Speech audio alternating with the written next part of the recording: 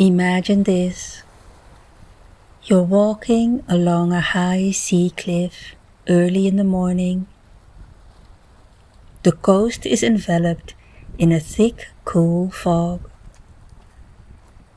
You can hear the rhythm of the tide below, but you can't see where the sky meets the water. Then, without warning, a single ray of morning sun slices through the mist, illuminating a narrow path etched in white stone.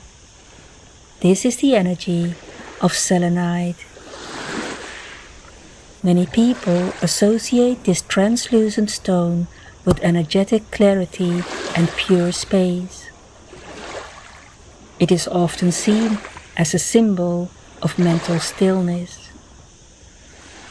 When life feels crowded by too many voices, noise, and unspoken expectations, it naturally draws us in. Not to give us answers, but to clear away the static so we can finally hear ourselves think. We live in a world that asks us to gather. We gather information, responsibilities, opinions, and memories. Without realizing it, we also gather emotional weight that isn't ours. You might step into a room and instantly absorb the unspoken tension. You might carry a friend's worry in your own chest for days. By the afternoon, you feel inexplicably heavy, exhausted by a weight you never consciously chose to pick up. You ask yourself why you feel so tired when nothing technically went wrong. The truth is, the human heart is extraordinarily absorbent. We absorb the atmosphere around us just by caring. And over time, that invisible residue accumulates like dust on a quiet shelf. This is where selenite begins to offer a new perspective. It is often referred to as liquid light. Many people connect it with the idea of a clean slate or an unburdened mind. It has a distinct structural quality, fibrous, pale, and entirely translucent. Light does not simply hit its surface. Light travels straight through it. And this reveals something many people overlook about clarity. Clarity isn't about working harder to solve a problem. It isn't about analyzing every angle until your brain hurts. Sometimes clarity is simply what remains when you stop holding onto things that were never yours to carry. There is something deeper here about how we view protection. When we feel overwhelmed, our natural instinct is to build a wall. We tighten our shoulders, harden our tone, and guard our energy. We think protection means becoming impenetrable, like solid granite. But perhaps the real message of selenite is something quieter.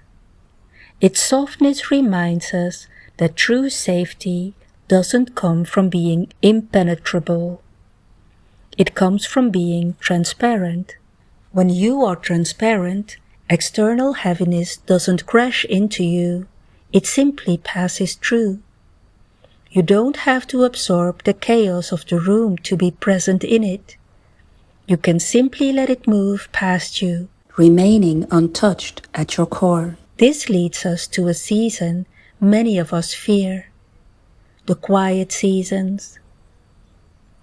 There are times in life when momentum stalls. The project stops moving forward. The path ahead loses its sharp definition. The conversation goes quiet. In our fast-paced world, We tend to mistake these quiet moments for failure or stagnation. We panic, thinking we've lost our momentum or fallen behind. But there's another side to this. Think about water in a disturbed pond. As long as you keep stirring it to find what's at the bottom, the mud stays suspended, blocking your view. The moment you stop stirring, the sediment naturally settles to the floor on its own. The water doesn't have to try to become clear. It simply becomes clear when the agitation ends. Stillness isn't the absence of progress. It is the active process of letting the dust settle. Consider how this shows up in your ordinary days. Notice what happens when a sudden silence falls during a conversation. Our first instinct is often to fill it, to throw words into the void to ease the subtle discomfort. We do the same thing with our time. We fill every spare moment with a screen, a podcast, or a task, terrified of what we might encounter in the quiet. Selenite carries themes of sacred silence. It quietly asks us, what are we trying to drown out? When you allow a moment to remain empty, you give your mind room to align itself. Silence isn't a blank void waiting to be filled. It is a spacious room where your intuition finally has space to speak without shouting.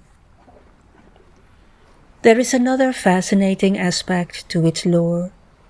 Throughout history, many have believed selenite has the unique ability to clear the energy of other crystals around it without needing to be cleared itself.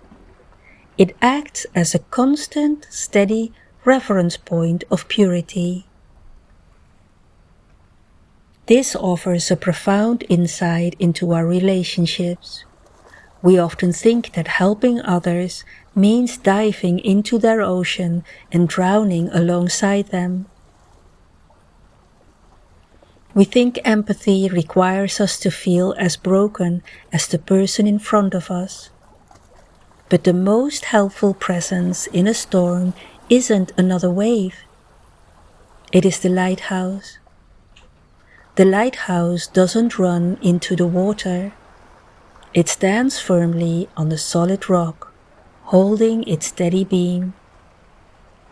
Being a steady, clear presence for someone else is far more powerful than carrying their pain for them.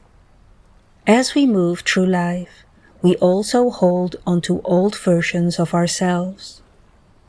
We hold onto beliefs we formed when we were protecting a younger, more vulnerable part of our spirit. Even when those old habits no longer serve us, they feel safe simply because they are familiar. We hold on to old grudges, old roles, and old stories about who we are allowed to be. Selenite carries themes of gentle renewal. It reminds us that shedding weight doesn't have to be a dramatic, painful battle. It can be as natural as a tree dropping its leaves in autumn. The tree doesn't fight to keep the leaves. It simply lets go, so it can conserve its energy for the next spring. Releasing what no longer serves you isn't a loss. It is making space for your next season.